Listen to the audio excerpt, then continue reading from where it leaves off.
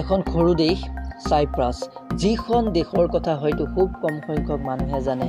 আজি মই আপোনালোকক সাইপ্ৰাছ দেশখনৰ কিছুমান এনেকুৱা তথ্যৰ বিষয়ে ক'ম যিটোৱে আপোনালোকক আচৰিত কৰি তুলিব। বন্ধুসকল, সাইপ্ৰাছ তুৰ্কীৰ ওচৰত অৱস্থিত এখন সৰু দেশ হয়, যিখন দেশ দুটা ভাগত বিভক্ত। এটা ভাগ হৈছে উত্তৰ, যাক নৰ্ডাৰ্ণ সাইড বুলি কোৱা হয়, আৰু আনটো ভাগ হৈছে দক্ষিণ, যাক ৰিপাব্লিক অফ সাইপ্ৰাছ বুলি কোৱা হয়।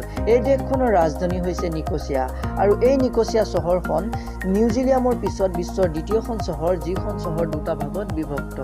এই দেশখনত আচৰিত কৰি তোলা কথা এইটোৱে যে এই দেশখনৰ উত্তৰ দিশত তুৰ্কী দেশে সমৰ্থন কৰে আৰু দক্ষিণ দিশত গ্ৰীচ দেশে সমৰ্থন কৰে। ইয়াৰ বাহিৰেও এই দেশখনৰ উত্তৰ দিশত প্ৰায় 99% মুছলমান সম্প্ৰদায়ৰ লোকে বসবাস কৰে, আনহাতে দক্ষিণ দিশত প্ৰায় 98% ইছাই লোকে বসবাস কৰে। কোছভো দেশখনৰ পিছতেই সাইপ্ৰাছ বিশ্বৰ দ্বিতীয়খন দেশ, যাৰ ৰাষ্ট্ৰীয় পতাকাত দেশখনৰ মানচিত্ৰ পোৱা যায়।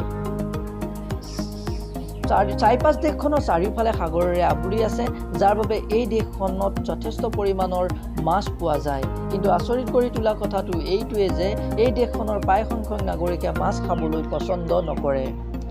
এই দেশখনত বসবাস কৰা লোকসকল দেখিবলৈ যথেষ্ট সুন্দৰ হয়। সাইপ্ৰাছ দেশখনক শান্তিপ্ৰিয় দেশ হিচাপে গণ্য কৰা হয়, কিন্তু ইয়াৰ ইতিহাস বহুত ভয়ানক হয়।